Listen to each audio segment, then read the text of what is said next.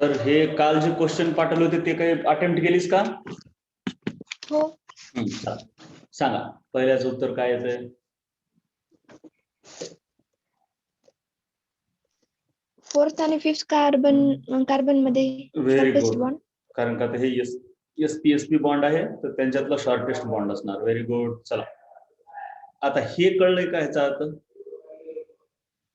Stability वाढली पाहिजे. Very good. मोर एक्झोथर्मिकचा अर्थ काय की अशी रिएक्शन ही एक रिएक्शन असेल आणि ही जर दुसरी रिएक्शन असेल तर मोर एक्झोथर्मिक कोणती आहे सांग, पहिली का दुसरी?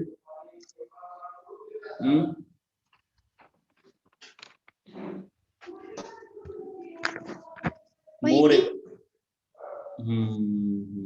डेल्टा एच कळते का कुठं असते ते तुला? हो. ते असते डेल्टा एच बरोबर.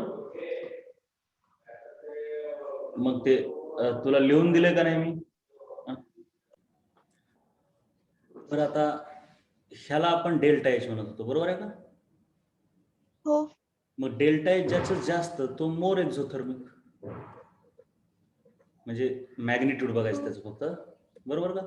मोर एक्झोथर्मिकचा अर्थ तुला कळला का? मोर एक्झोथर्मिक म्हणजे मोर स्टॅबिलिटी. हा, मोर स्टॅबिलिटी. मोर एक्झोथर्मिक म्हणजे डेल्टा एच जास्त. डेल्टा एच जास्त म्हणजे कळतंय का तुला? हे बघ, ह्याचं काहीतरी डेल्टा एच आहे. हो. आणि समजा दुसरं असं आहे तर ह्याचं डेल्टा एच जास्त आहे ना? हो. हे कळायलंय का डेल्टा एच जास्त आहे? हो. हो. याचं कसं आहे डेल्टा एच? कमी आहे. कमी आहे. मग जेवढं डेल्टा एच जेवढं डेल्टा एच जास्त होत जाईल तसं तर आता हे नाही, जरा चूक झाली माझी. एक्झोथर्मिक तर हे नसणारच. का माहिती आहे का? कारण हे इंटरमिडिएट आहेत ना, बरोबर आहे का? मग इंटरमिडिएट हे रिॲक्टंटच्या वर कधीच नसतात, खाली कधीच नसतात. लक्षात येईल का बघ, जरा शांतपणे विचार कर. हे सर्व कोण आहेत? इंटरमिडिएट आहेत. एवढं तर कळलं. प्रोडक्ट आहेत का इंटरमिडिएट आहेत? इंटरमिडिएट. मग इंटरमिडिएट म्हटल्याच्या नंतर आपल्याला हे नाही घ्यायला जमत. नो, असं नाही. हे 2 स्टेप रिॲक्शन असणार. म्हणजे एक असं आणि असं, हे का नाही? मग हे प्रोडक्ट असतो, इथला इंटरमिडिएट असतो. मग इंटरमिडिएट कधीच रिॲक्टंटच्या खाली नाही, कारण तो कमी स्टेबलच आहे ना कधी पण. हो. बरं, हे झालं. मग मी काय करतो, इथे एक असा प्रश्न तयार करतो. एक्झोथर्मिक तर ते होणार नाहीत, एवढं कळलं का? ह्यांच्या रिॲक्शन एक्झोथर्मिक नसणार. एक्झोथर्मिक असण्यासाठी रिॲक्टंटच्या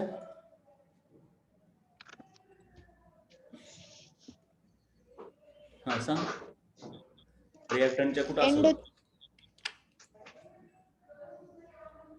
एक्झोथर्मिक असण्यासाठी रिॲक्टंटच्या वर असावं लागते का खाली? खाली. खाली. आणि हे खाली नसतात. हो. का? इंटरमिडिएट आहेत. इंटरमिडिएट आहेत म्हणजे ते स्टेबल कमीच आहेत. म्हणजे त्यांच्या रिॲक्शन म्हणजे हिथून ही जी रिॲक्शन आहे ती एक्झोथर्मिक कधीच नसते, एंडोथर्मिकच असते. एकतर मग विच इज मोस्ट एंडोथर्मिक म्हणायला पाहिजे मी.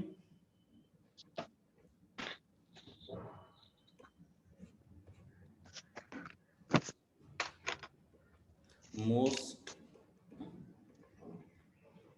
एंडोथर्मिक.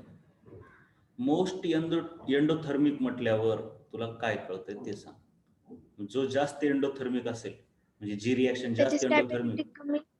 Very good. त्याची स्टॅबिलिटी कमी असेल. Very good. एवढं कळलं? छान. म्हणजे त्याचा डेल्टा एच कसा असणार? पॉझिटिव्ह. म्हणजे एंडोथर्मिकचा तर डेल्टा एच सर्वांचा पॉझिटिव्हच आहे. त्यातल्या त्यात सर्वात जास्त कोणाचा?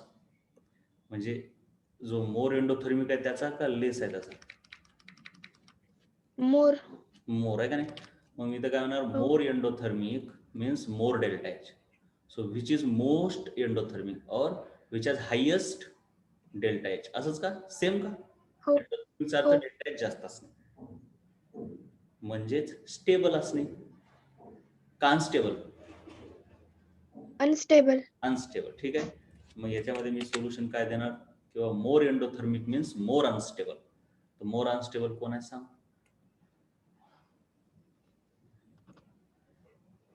तिघांमध्ये, कोणता इंटरमिडिएट आहे?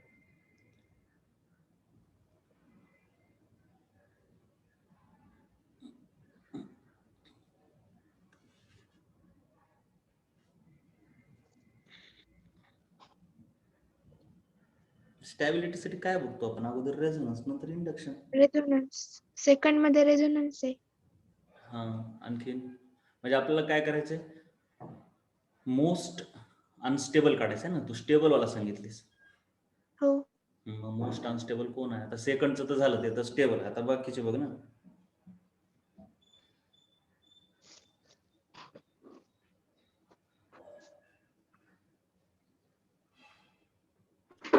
कॅटायनसाठी काय काय बघते तू?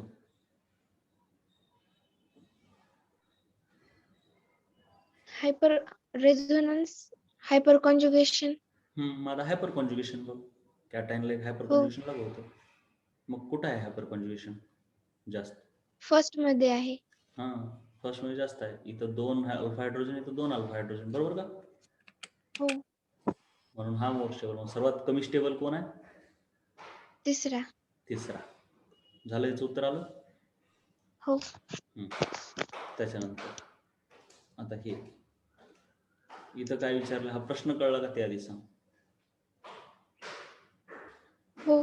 सर्वात पहिले तर हेटेरोलायटिक बॉन्ड तुटणार, हो. बरोबर का? हो.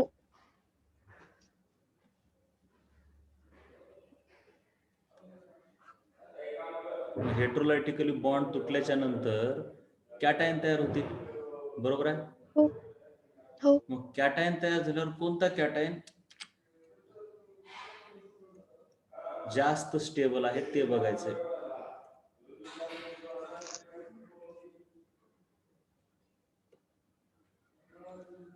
आणि सॉरी, त्यांनी काय म्हटलं की कॅटायन तयार होतील आणि कोणते कॅटायन सेम आहेत दोघं. तसं तर तुला बघितलं कोणताच कॅटायन सेम वाटत नसणार, सर्व वेगळे आहेत.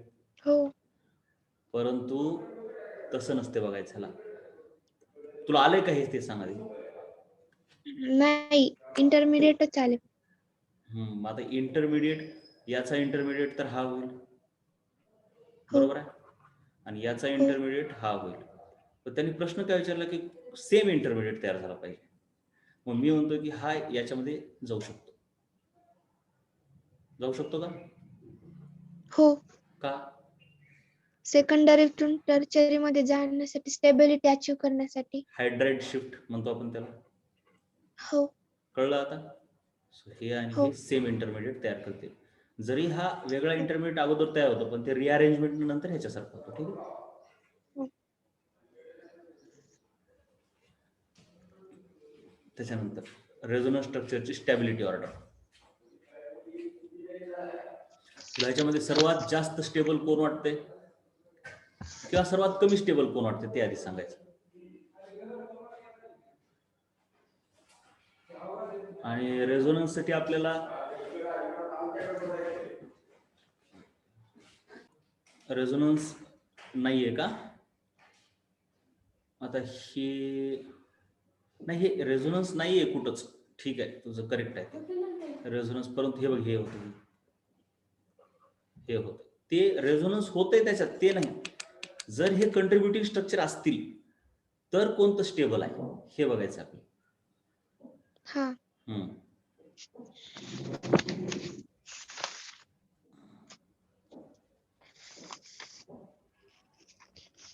कंट्रीब्युटिंग स्ट्रक्चर म्हणून कोण स्टेबल आहे? सगळ्यात आधी ऑक्टेट पूर्ण आहे का ते पाहायचं. हा, मग तेच कुठं नाही.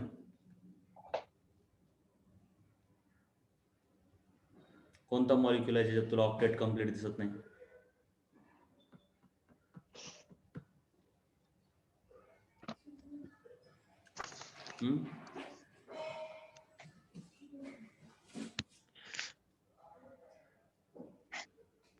तुम्हाला ना असं बघितलं कीच कळावं. आता कॅटायन म्हटलं की त्याच्यावरती 6 इलेक्ट्रॉन असतात. लिहून पण दिले ना ते टेबल हो. की कॅटायन रॅडिकलच्या भोवती पण 7 असतात ऍनायनच्या भोवती 8 असतात. मग आता कोणता आहे सांग? हा,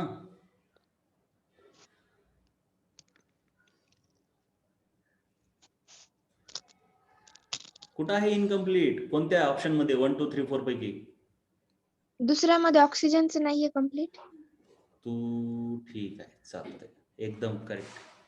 दुसऱ्यामध्ये ऑक्सिजनचं कम्प्लीट नाहीये, कारण तसं इथं दाखवलंही नाही. ठीक आहे, जर हो चालतंय, आपण जरा ह्याला चेंज करू. दुसऱ्यामध्ये ऑक्सिजनचं कम्प्लीट नाही, एकदम करेक्ट आहे तुझं. आणि चौथ्यामध्ये पण कार्बनचं कम्प्लीट नाही ना. हो. मग दुसरं स्टेबल येते का? कारण का तिथे चार्ज आहे.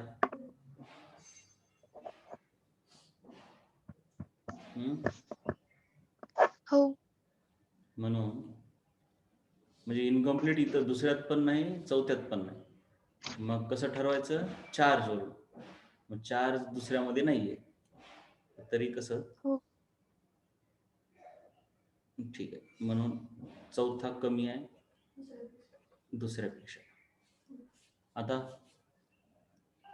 बाकी हे दोघं तर कम्प्लीट वाले आहेत, ऑक्टेट वाले, म्हणजे ह्यांची तर स्टॅबिलिटी जास्त आहे. आता ह्या दोघात फक्त ठरवायचं कोण.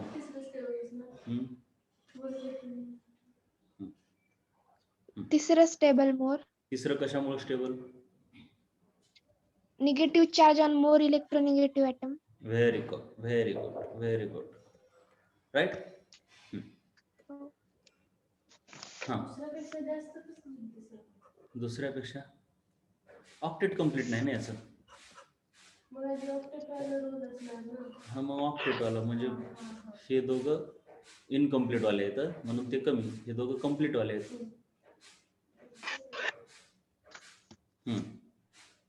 Correct stability order.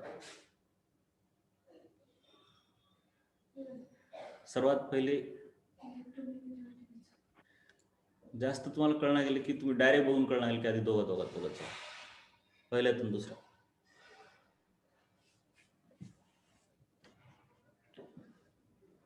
तू सांगत जा, तू फक्त असं नाही, ते तू फक्त आधी सांग काय वाटतं. तू पण सांग, दोघी सांग.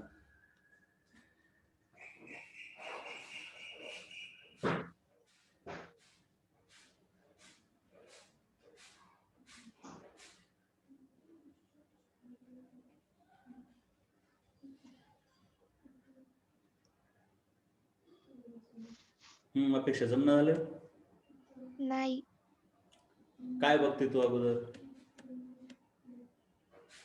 रेझोनन्स. मग कुठे शक्य आहे का बघ दोघांपैकी? नाही आहे ना, इथं बघ, lone pair, single bond, positive charge नाही का? हा. हे रेझोनन्स जरा तुम्हाला लक्षात येणं झालं बघा. अशा टाईपचं तुम्हाला ना double bond, single bond, lone pair असलं कळायला, डबल बॉन्ड वाले रेझोनन्स कळायले. पण हे जे आहेत ना, हे विदाउट डबल बॉन्ड वाले रेझोनन्स कोणते कोणते आहेत? Lone pair, single bond, positive charge. Negative charge, single bond, positive charge, बरोबर का? हो. हां, परंतु अगोदर रेझोनन्स बघा ना.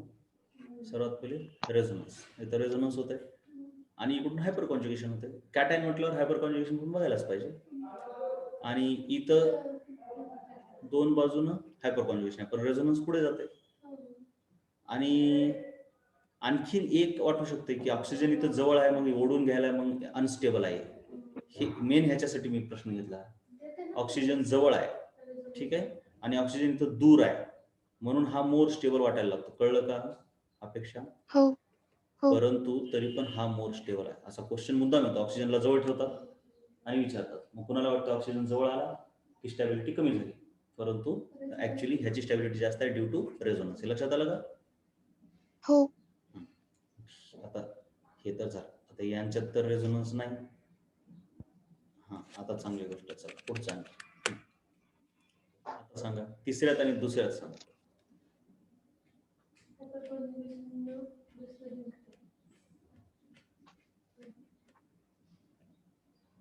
फटफट बघायचं रेझोनन्स आहे का, हायपर कॉन्ज्युगेशन आहे का, इंडक्शन आहे का, इंडक्टिव्ह इफेक्ट.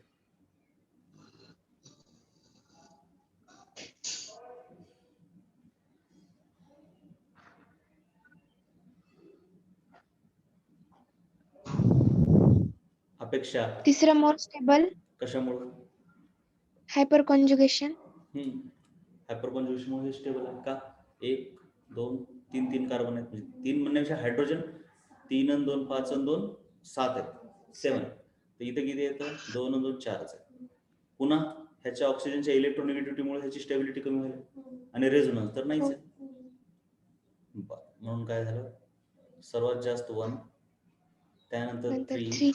नंतर 2 आला. आता 4 कुठं बसेल? ह्या दोघात, ह्या दोघात बघा.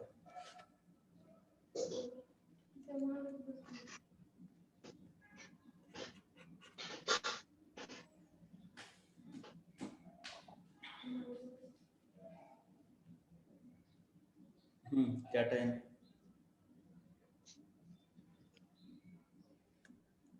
इलेक्ट्रोनिगेटिव्हिटी विसरू नका बघा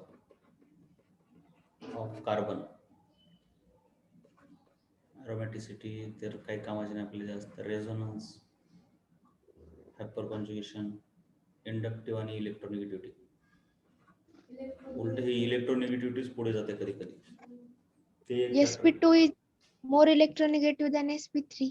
हा, म्हणून सेकंड मोर स्टेबल दॅन 4.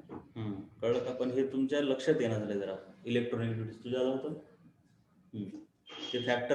ते फॅक्टर्सच मला वाटतं कसं आहे, ते फॅक्टर्स आपण कसं लक्षात ठेवायचे?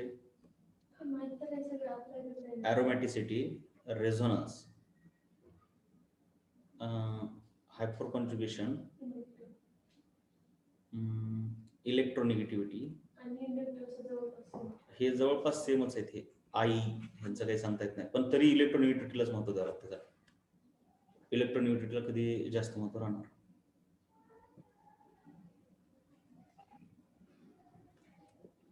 तर हे जरा लक्षातच ठेवावं लागतं. हे कुणाला महत्व द्यायचं हे पाठ काय, ह्याच्यावरच तर सर्व म्हणजे चालूच आहे ह्यांच्यावर सर्व.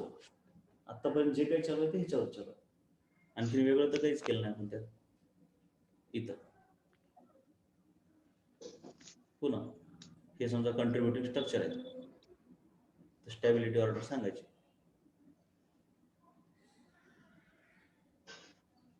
किंवा हे कॅटायन्स आहेत, सर्वात पहिले बघायचं पहिल्यातून दुसऱ्या.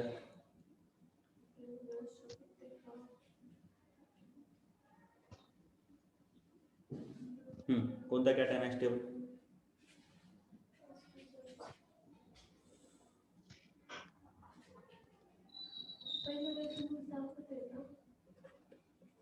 पहिला मोर स्टेबल. कशामुळं? रेझोनन्स. हे तर लक्षातच ठेवते. इलेक्ट्रोनिगेटिव्हिटी नवीन त्याच्यामध्ये ऍड करायचं बघा, ते विसरायचं नाही. ठीक आहे, इलेक्ट्रोनिगेटिव्हिटी म्हणजे रेझोनन्स दाखवतो ना. ठीक आहे, म्हणून पहिला मोर स्टेबल. दुसरा आता दुसऱ्यात आणि तिसऱ्यात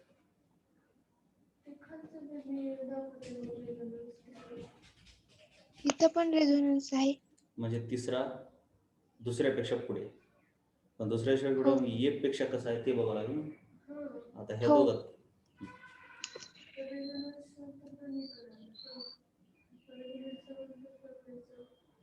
third is more stable. Very good. Hyper conjugation. Hyper conjugation, resonance तर दोन्हीकडे आहे plus hyper conjugation. So third. आता फोर्थला काय करायचं? ह्याच्यासोबतच कम्पेअर करायचं आधी, आणि ह्याच्या पुढे आला की मग डायरेक्ट तिसऱ्यासोबत करायचं असं. Second is more stable than 4. Second more stable कशामुळे? Hyper conjugation. हायपर कॉन्जुगेशन झालं. आलं की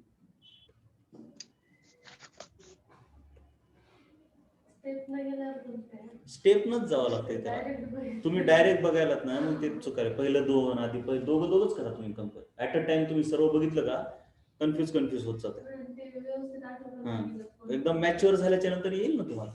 आता हळूहळू दोनच बघत जाऊ. ह्याचा अर्थ कळलाय का? हे झालेत आपले असे, फक्त ह्याचा अर्थ कळला का? हे जरा तुम्हाला कळलं नसेल. Phenyl ring. नाही पॅरा. फिनाइल तर हे मग पॅरा, फक्त एवढं त्याचा अर्थ आहे. बाकी मला काहीच ते ऑलरेडी झालेत आपले तसे आहे का, तरी बघूया. पॅरावरती CH2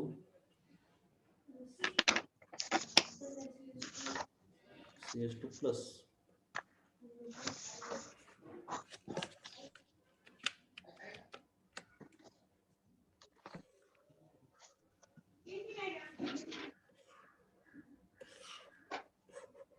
हे पॅरावरती NO2 आहे पहिला, याला OH आहे आणि याला सायनाइड. ह्याच्यात आपण कसं ठरवायचं? मेटा पोझिशन वर आहे. हा, सायनाइड मेटा पोझिशन. शाबाश.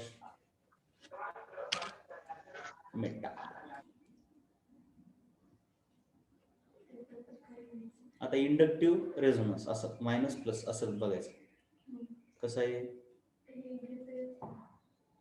मायनस आहे आणि प्लस आहे. तू बघ ना, लोन पेअर आहे याच्याकडे का? हो. आहे का? नाहीये ना नाहीये. पण. मग कसं प्लस आर? कारण ती ऑक्सिजन सोबत एक आणि असं कोऑर्डिनेट बॉन्ड मध्ये गेली ना, मग लोन पेअर नाही. आणि तुम्ही फार तरी ग्रुप पार्ट पण असू द्या, मायनस आय आणि आर वाले खूप महत्वाचे. ग्रुप तर मध्ये बघितलं का, सर्वच मायनस आय आहे. अल्काइल ग्रुप जर सोडलं तर सर्व मायनस आय. फक्त रेझोनन्स मध्ये काही जण मायनस आहेत, काही जण प्लस आहेत.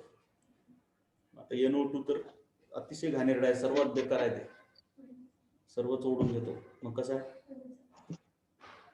मायनस आहे नाही प्लस आहे. नाही, प्लस आर कसं म्हणालीस तू? काढून तर बघ की बेटा, तू काढून मी बघत नाही बघ. हा, ते काढून बघ ना गेल्यावर. NO2 असं आहे, कसं प्लस आर सांग? कसं देईल? कोण देईल सांग? नाही आलं लक्षात. इथून हे येईल इकडं, इथून हे इकडे. चल आगे. इथं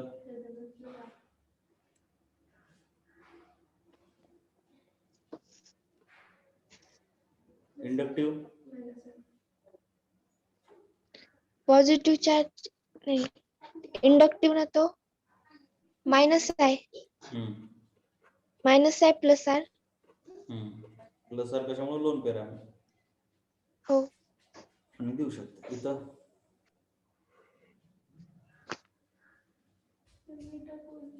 मायनस आहे. आणि रेझोनन्स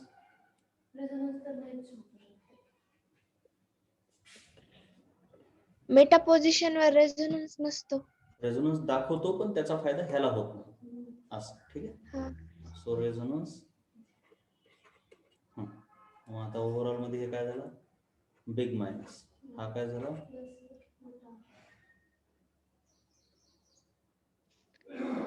हा काय झाला? मायनस का प्लस? प्लस. प्लस. आणि हा मायनस, छोटा मायनस.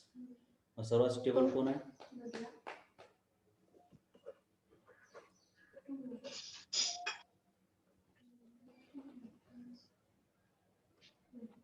पहिला मोस्ट स्टेबल. पहिला स्टेबल म्हणते. आता काय करावं काय नाही विचार तर कर. हा कोण आहे?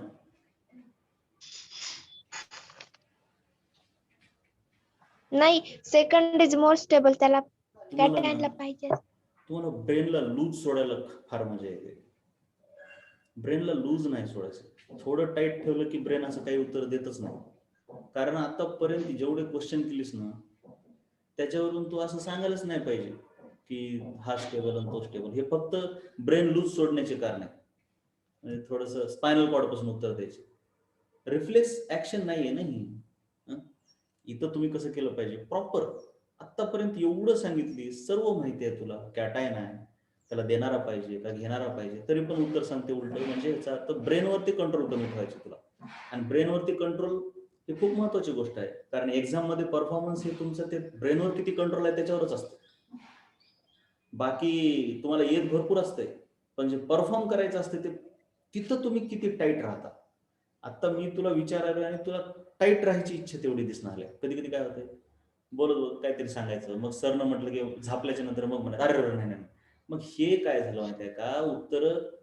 पहिलं उत्तर रॉंग आलं आणि त्याला कोणीतरी सांगणारं झालं की दुसरं उत्तर करेक्ट देणारे माणसं, ह्यांचं काय होतंय, एक्झाम मध्ये नसते ना कोणी सांगायला.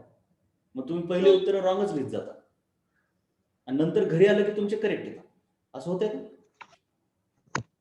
मग त्याचं रिझन काय की असं की ब्रेन टाईट ठेवायचा नाही, ब्रेनला लूज ठेवून उत्तर द्यायचं. मग थोडं टाईट ठेवायचं, उगच बोलायचंच नाही, उगच काही बी.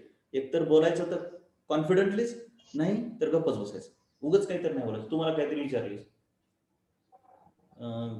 की मी गडबडीत उत्तर द्यायचंच नाही त्याचं, एकतर माहित नाही किंवा विचार करून किंवा शांत. आलं लक्षात येईल? हो. विचार केलीस की तुझी चूक होणारच नव्हती, पण तू विचारच केला नाहीस, गडबडीत काही बी सांगितलीस. हा सांग, हे आता सांग पहिल्या दोघं. Second is more stable. त्याच्यानंतर ह्या दोघं.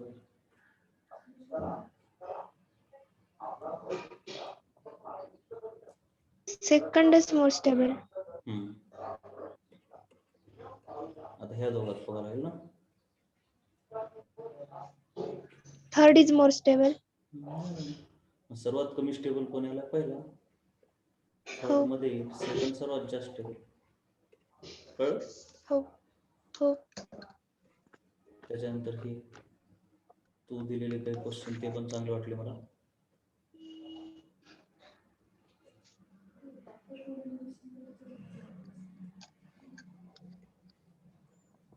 मोस्ट अनस्टेबल सांग बरं.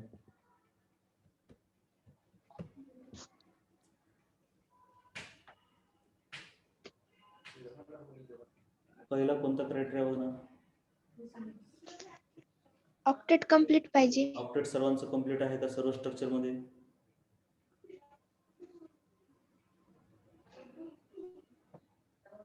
हो. मग दुसरा कोणता क्रायटेरिया बघणार? List charge. सांग मग, चार्ज आहे कसं? कोण आहे मग चार्ज मध्ये सर्वात कमी? ए. मग तो तर सर्वात स्टेबल झाला, पण आपल्याला मोस्ट अनस्टेबल काढायचा आहे. मग चार्ज तर हो. सर्वांकडेच आहे, त्या तिघांकडे. हो. मग त्याच्यावरून ठरतंय का? नाही. नाही. मग पुढे काय असतंय? Unlike charges close to each other पाहिजेत आणि थर्ड ऑप्शन मध्ये क्लोज नाही आहेत. झालं उत्तर. हो. मोस्ट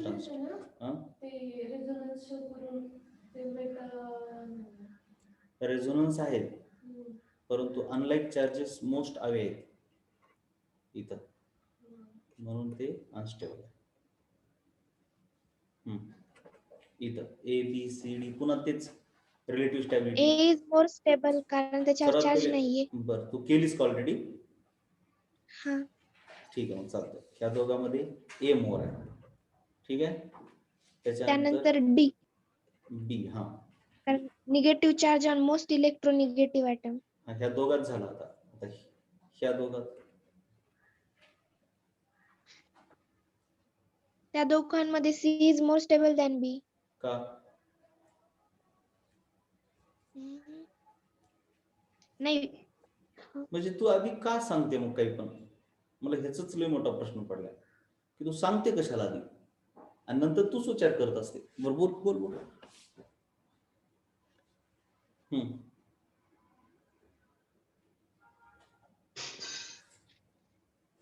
सांग, बी आणि सी मध्ये तुला कोण वाटतंय? B is more stable. कशामुळे? Unlike charges are close. एक एक एक नियम घे, एक एक एक. पहिला नियम काय, दुसरा काय, तिसरा काय, त्यात प्रिफरन्सनच घ्यावं लागते. मध्येच कोणताही नियम नाही लावतात. पहिला ऑक्टेट, त्याच्यानंतर चार्ज, त्याच्यानंतर पॉझिटिव्ह चार्ज ऑन मोस्ट आणि positive charge on less electronegative atom. मग ते आधी बघ ना. हो. एक एक एक असं सिक्वेन्स न चेक कर, सिक्वेन्स न चेक कर. सांग. बीच येते त्या नियमानुसार स्टेबल. बी. हा, बी आणि म्हणजे सी खाली गेला बीच्या पण, है का? हो. आता ह्या दोघात असं एक एक एक बघा.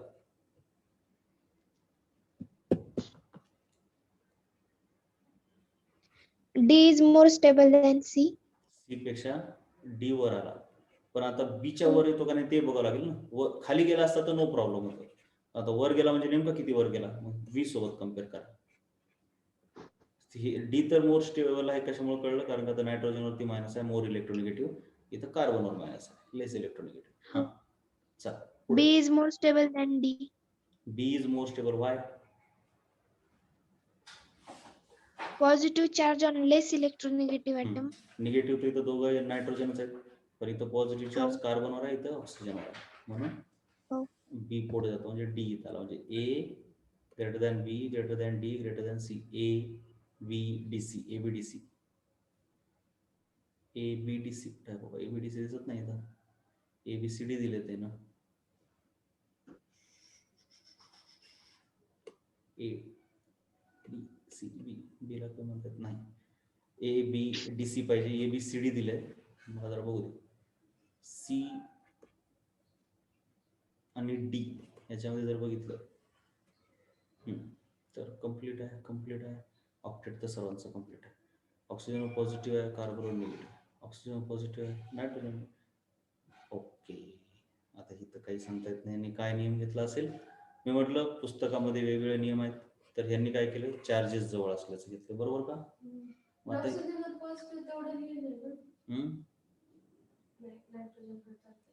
म्हणजे आता ते कुठं असं दिलेलं नाही, एनसीईआरटी तर असं नाहीच आहे रूल्स की ह्याला महत्व द्या अगोदर, त्याला महत्व द्या अगोदर. मग आता इथं ठरवणं अवघड आहे, पण मी जेवढं जिथं ज्या ज्या पुस्तकात असले तिथं पहिलं महत्व more positive charge, positive charge on more positive, negative charge on more negative. नाही, तिथं दोन्हीकडे आहे ना. इथं आपण ह्याच्यामध्ये इथं कार्बनवर निगेटिव्ह आहे तर नायट्रोजन, तर हे मोर स्टेबल वाटायला पाहिजे. त्यांनी काय केलं, लाईक चार्जेसचा नियम घेतलाय, पण तसं नाहीच आहे. म्हणजे सध्या तरी काय लक्षात ठेवायचं, हे रॉंग आहे. A B D C. NCERT तर काही हे दिलेले नाहीत की कुणाला जास्त महत्व द्यायचं. मी वाचलंय ते, मी मनानच 4 नियम लिहून दिलेत तुम्हाला एकानंतर एक, आणि त्यांच्याविषयी पुस्तकामध्ये वेगवेगळ्या ठिकाणी वेगळं आहे. फक्त पहिला नियम सर्वात ऑक्टेट कम्प्लीटचा असतो, सर्वांचाच, ठीक आहे, प्रत्येक पुस्तकाचा. पण चार्जेस विषयी मागं पुढे आहे. तरी आपण आणखीन बघूया, पण एनसीईआरटी शिवाय दुसऱ्याला महत्व देणं अवघड आहे. चला हे सांग, पहिल्यांदा ए आणि बी मध्ये सांगायचं.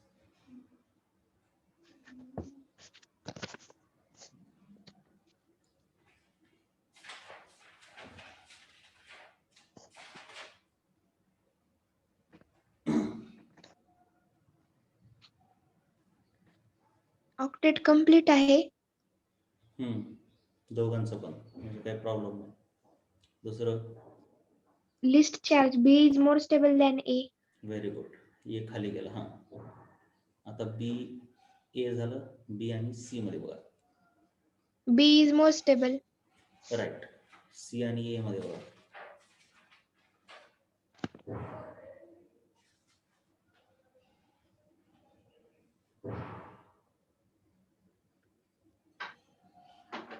C is more stable than A. का? Positive charge on less electronegative very atom. Good, कारण निगेटिव्ह तर दोन्हीकडे कार्बनवर आहे, पण इथं पॉझिटिव्ह नायट्रोजन आहे, इथं carbon. Very good. So you get this. B, C is more stable. C is more than A रे बाबा. C is more than A. C is more than B, C is more than A असं आलं ना आपलं. नाही नाही नाही नाही नाही नाही नाही, B is more than C आले. असं, ठीक आहे. चल, हो. कळलं का सांगू? हो. चल पुढे. पहिल्यांदा हे दोघं.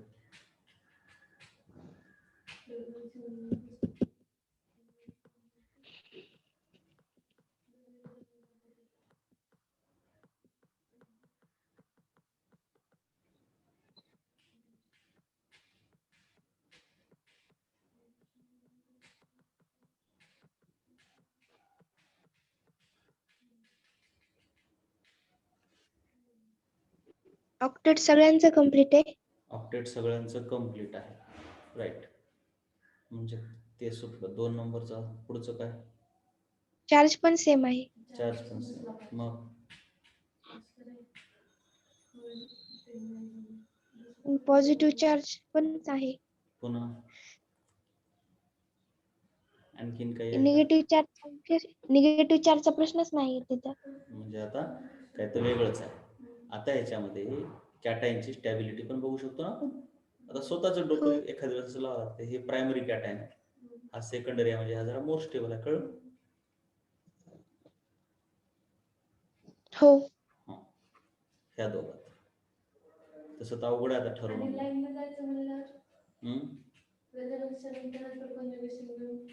हा, रेझोनन्सच्या नंतर हायपर कॉन्ज्युगेशन, ते हायपर कॉन्ज्युगेशन बघावं लागते. मग ह्याला हायपर कॉन्ज्युगेशन एक आहे नाही, इंडक्टिव्ह पेक्षा हायपर कॉन्ज्युगेशनच बेटर आहे ना. सेकंडरी स्टेबल हायपर कॉन्ज्युगेशनच आहे, म्हणून सेकंडरी आहे. इथं हायपर कॉन्ज्युगेशन 2 हायड्रोजन दाखवायला, इथं एकच दाखवायला, म्हणून बी स्टेबल. आता ह्या दोघात अवघड आहे बघा, कारण इथं हे पण रेझोनन्स दाखवते आणि इकडून एक रेझोनन्समुळे हे स्टॅबिलाइज्ड आहे, तसं हे इकडून आणि इकडून ह्या रेझोनन्समुळे स्टॅबिलाइज्डच आहे, म्हणजे रेझोनन्स दोन्हीकडे आहे. बरोबर का? मग पुढचं काय? हो. म्हणजे ऑक्टेट फिक्टेट तर संपलं, म्हणजे बाकी म्हणजे जे मी रेझोनन्स स्ट्रक्चरचे जे नेम दिले होते ना, octet, positive charge, separation between like charges, ते सर्व लागू होत नाही. तर कळायला काय एवढं तर? हो. कारण सर्व गोष्टी सेम आहेत. हो. मग आता त्याच्या पुढचं बघायचं. मग आता त्याच्या पुढे आणखीन काय माहिती आपल्याला? हायपर कॉन्ज्युगेशन आहे का वगैरे, आहे का नाही? हो.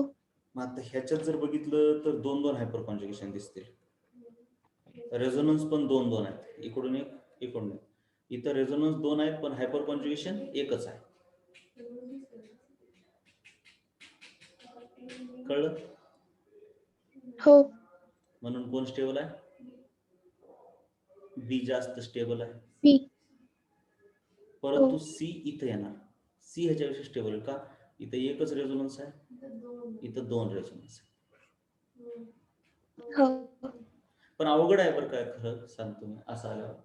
मग ते तसं आहे तर इथं हे ह्याचं मायनस आहे, इंडक्टिव्हमुळे ते स्टॅबिलिटी कमी करतो, पण रेझोनन्सला आपण महत्व देतो.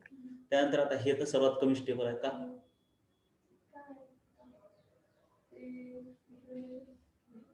सर्वात कमी स्टेबल आहे. चला, positive charge on most electronegative atom आलाय तिथं. गुड. कळलं? पॉझिटिव्ह चार्ज हा इलेक्ट्रोनिगेटिव्ह आला. हे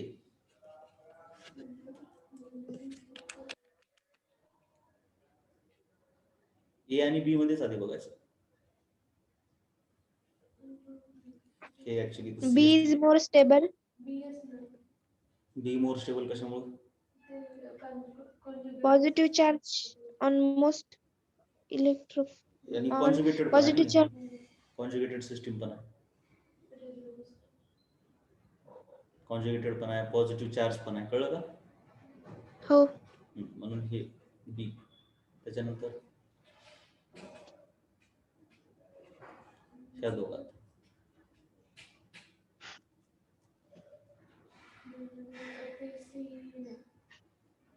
दोन्हीकडे रेझोनन्स आहे. हो. मग पुढे काय बघायचं?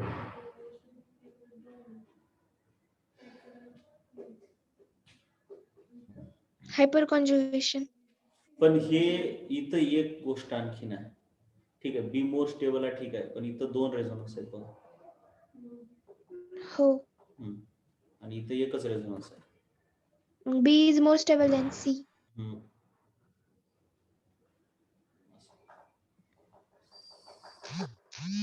क्लिष्ट आहे भरपूर त्या दोघांमध्ये.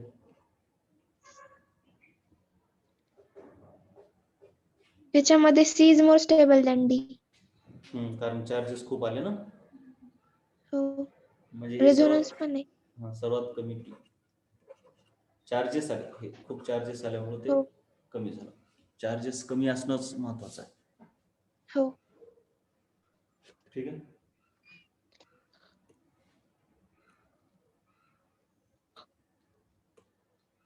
हे झालं. त्याच्यानंतर शीट मधले काही बघूया. त्या आपली जी मेन आहे ती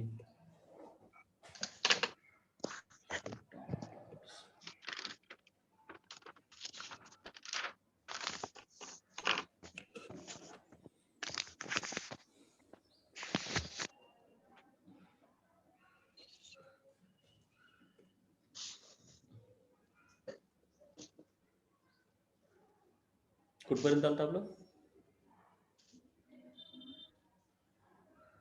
याचं कुठपर्यंत आलं?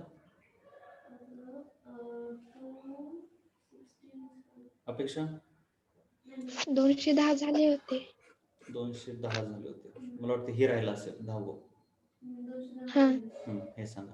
किती चालू आहे?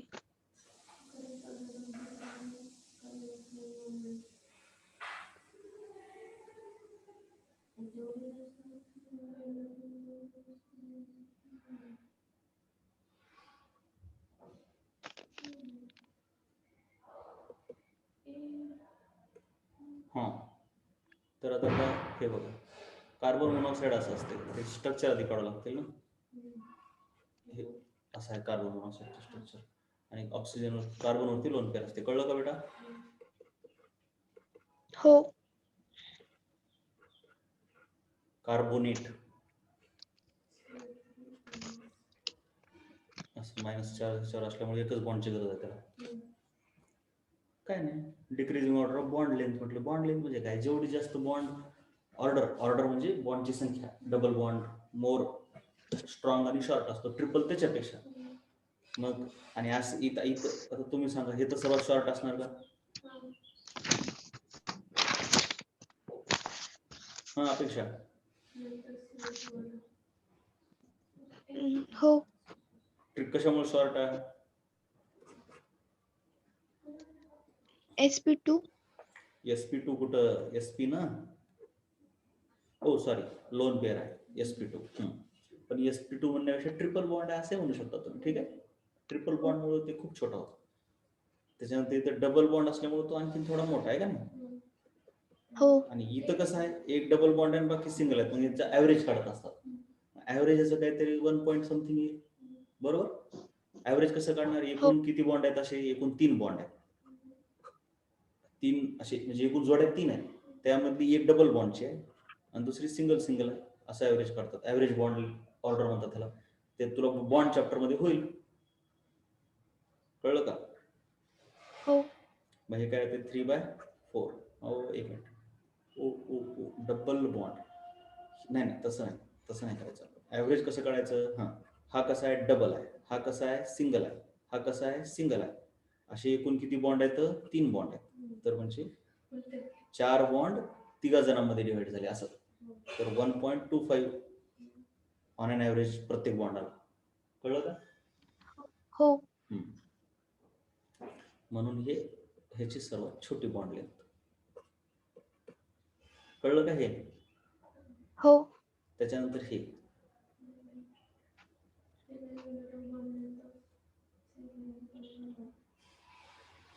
बॉन्ड लेंथ सर्वात, ह्या दोघात बघायचं. हो, जास्त कळणार गेलं की दोघात.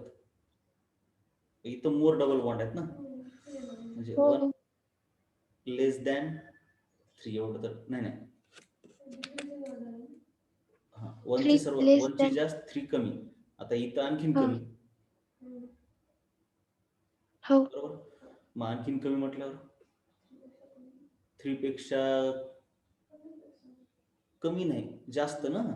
डबल बॉन्ड आले की कमी व्हायला, डबल बॉन्डची संख्या हो. जास्त झाली की लेंथ कमी व्हायला, म्हणजे 2 तुमचं वर जाणार आहे का नाही. हो. आता 2 आणि 4 मध्ये ठरवायचं. सांगा बरं ते. The decreasing order of bond length of carbon. इथं काय ठरवायचं माहिती आहे का? इथं कार्बनची संख्या जास्त वाढली ना, म्हणजे बॉन्ड, म्हणजे कळलं का? हो. डबल बॉन्डच्या मानानं सिंगल बॉन्डचे प्रमाण जास्त वाढलं. कळलं का? हो. म्हणून ह्याची कमी होऊन जाणार ओव्हरऑल ऑर्डर. म्हणजे ओव्हरऑल कळायला का तुला? ओव्हरऑल डबल बॉन्डचं प्रमाण कमी होणार ना. हो. म्हणून 2 लांब असणार, 4 छोटा असणार, असं आहे.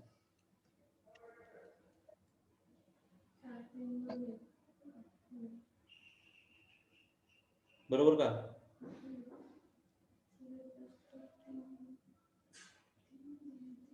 हो.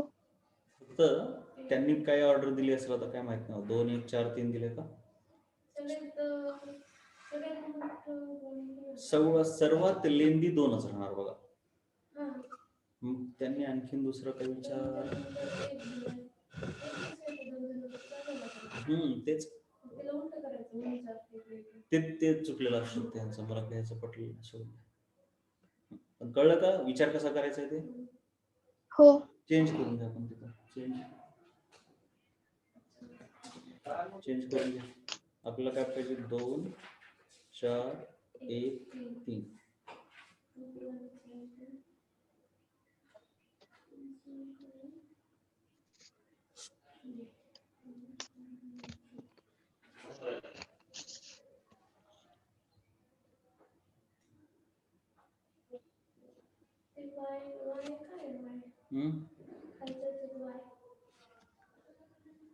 वाय कुठे बघूया ना काय असते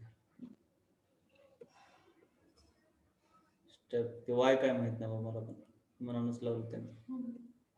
वाय म्हणजे एखादा हायड्रोजन सारखा एखादा ग्रुप असेल 2 हायड्रोजन लावलेत नाही म्हणजे इथं इथं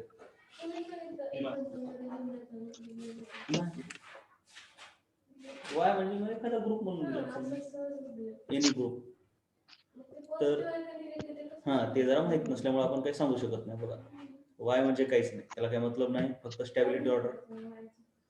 स्टॅबिलिटी ऑर्डरचा विचार केल्यावर सर्वांमध्येच रेझोनन्स आहे अल्टरनेटली.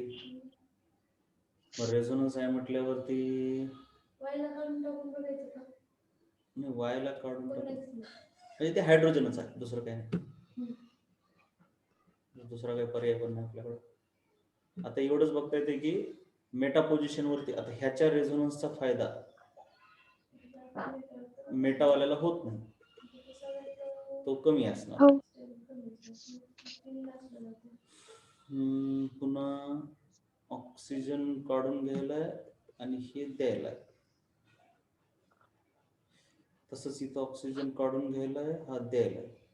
आता बघा हे महत्वाचं आहे हा द्यायलाय. आता दिल्याचा फायदा ही काय ठीक आहे हे रेझोनन्स तर काय नाही मला काही एवढं वाटणार. रेझोनन्स तर पूर्ण सायक्लिक अरोमॅटिसिटी तर कुठंच नाही.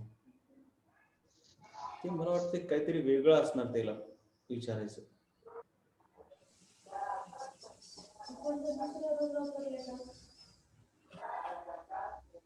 ते हा ते वाय म्हणजे एक इलेक्ट्रोफाईल असणार ते इथं अटॅक केलं तर कॅटायन तयार झाला ठीक आहे. पण त्याचा संबंध काय हे प्लस चार्ज कुठं आहे की इथं आहे का? आता एवढं तर नक्की आहे की आता हा मेटावरती जर असेल प्लस चार्ज तर मग हे कमी होते तिसरा तर कमी झाला राईट मेटावरचा. हो. ऑर्थोवरचा अर्थ हे कळणार झालं जरा कुठं आहे ते.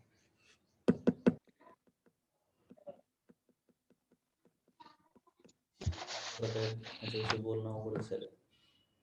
आता ठरवायचं आपल्याला ह्या 2 मध्ये तर ह्या 2 मध्ये काय होतंय हे देणार आहे हा पण देणारच आहे पण ऑक्सिजन काढून जास्त घेतो बरोबर आहे. नायट्रोजन तेवढा घेऊ शकत नाही म्हणून 212चा त्यांनी आन्सर बी दिले त्याच्यामध्ये थर्ड इज मोस्ट स्टेबल म्हटले. हा थर्ड तर मोस्ट स्टेबल यायला नाही. Third most stable third most stable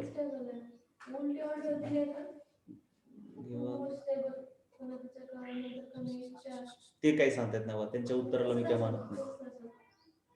ते उत्तर ते काही देऊ शकतात ते उत्तरच सोडून दे त्यांच्या. मी सांगत होता कसं करायचं होतं 3 कमी स्टेबल त्यापेक्षा 2 जास्त 2 आणि 4 मध्ये सांगणं अवघड आहे तसं पण तरी ऑक्सिजन जास्त ओढून घेतो म्हणून 2 कमी 4 वर. आता हे जरा कळणार आहे कुठं आहे ते कुठं आहे तेच कळणार आहे त्याच्यामुळे ते सोडून द्या. मला वाटतं इथं अटॅक केलाय म्हणजे हे इथंच असणार मेटावरती. कळलं का ते मेटावरच असणार ऍडजस्टंट आहे. मेटावर म्हटलं का कमी पण आता ह्या दोघात कोण सॉरी ह्या 2 मेटामध्ये कोण तर ह्या 2 मेटामध्ये पुन्हा नायट्रोजन वाला जास्त स्टेबल कारण ऑक्सिजन काय करतो जास्त ओढून जास्त घेतो ओढतो. म्हणजे 1 असं ठीक आहे.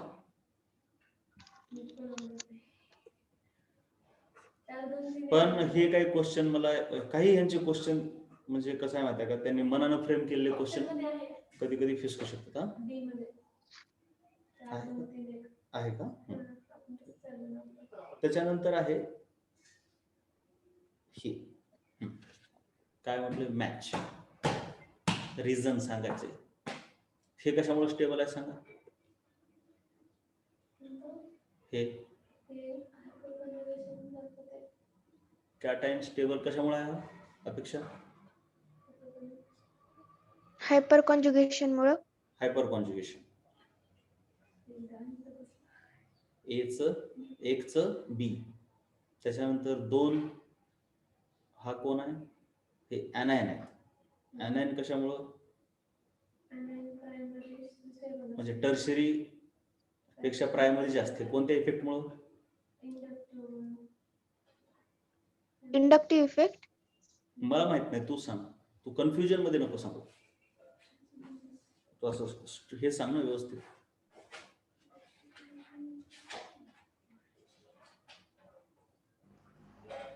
आठवत इथं नाही? हायपर कॉन्जुगेशन पण लागू होते. नाही होत, ऍनायनला लागू होत नाही. कॅटायन आणि रॅडिकलला हायपर कॉन्जुगेशन असतं. हा. ऍनायन फक्त इंडक्टिव्ह नसतात आणि रेझोनन्स. इंडक्टिव्ह. हे तिसरं, त्याच्यामध्ये हायपर कॉन्जुगेशन लागू होते. आणि इंडक्टिव्ह. दोन्ही लागू होते. कळलं का? म्हणजे 3चं सी. हो. तर काय, 1चं बी. हा, सीज दिले का बघ बरं एकदा, बघू तर ते कसे देतात आन्सर. सीज दिले. ठीक, चल. नशीब.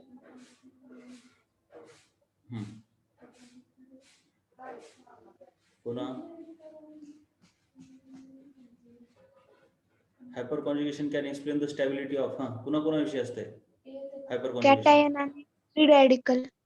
कॅटायन म्हणजे कार्बोनियम आहे, फ्री रॅडिकल 1 3. हो. त्याच्यानंतर द मोस्ट स्टेबल कार्बन आहे,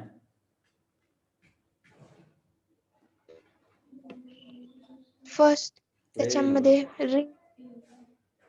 व्हेरी गुड.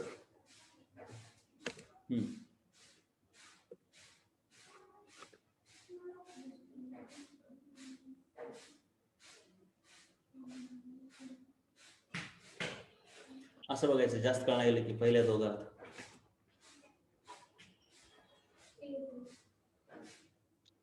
पहिल्या दोघांमध्ये second is more stable. Second येते, कारण फर्स्ट का नाही, कारण हे रेझोनन्स नाही दाखवू शकत ना. हो. कॉन्जुगेटेड नाही आहे. ठीक आहे. आता ह्या दोघात सांग.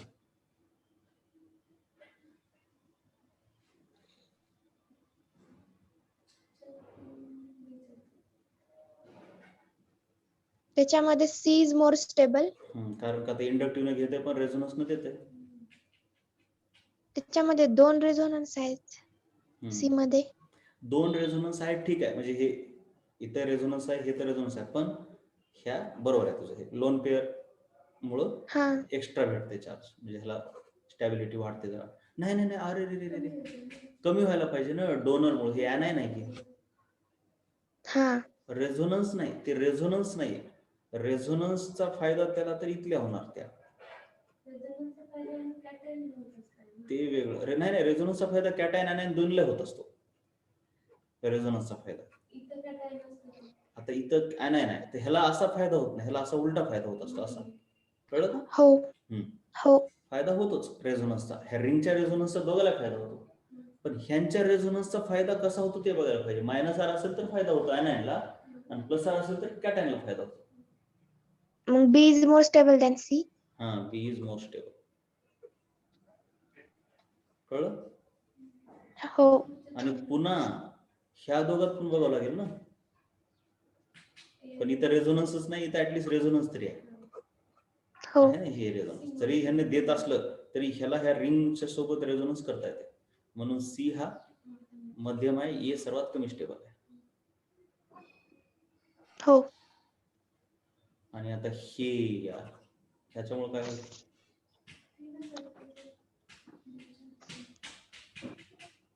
त्याच्यामुळे स्टॅबिलिटी वाढेल. कारण का, हा कोण आहे,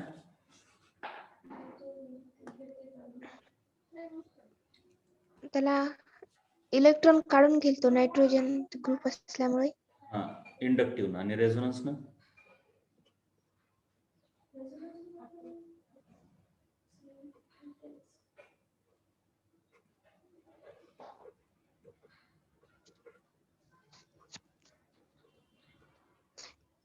रेझोनन्स न देणार नाही तर लोन पेअर नाहीये त्याच्याकडे. Very good. लोन पेअर नाही, मग देणार नाही तर घेऊ शकतो का?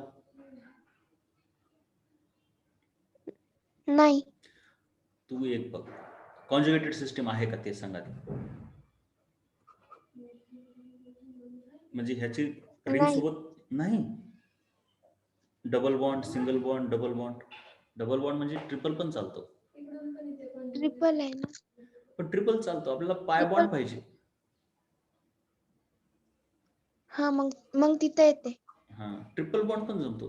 ते तुला माहित नव्हतं का? हे बघ, हे असं गेलं का इथला एक हा. बॉन्ड ब्रेक होतो असा. कळलं? हो. मग हे काय, मायनस आय का मायनस आर?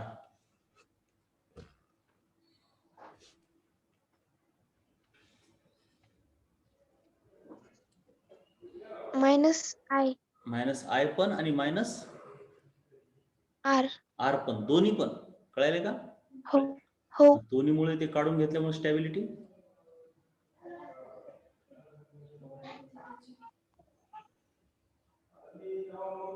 हा, anion ची स्टॅबिलिटी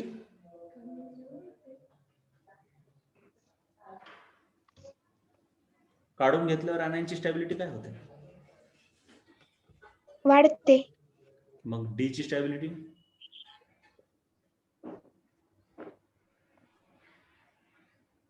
वाढणं सगळ्यात जास्त. कळलं का? हो.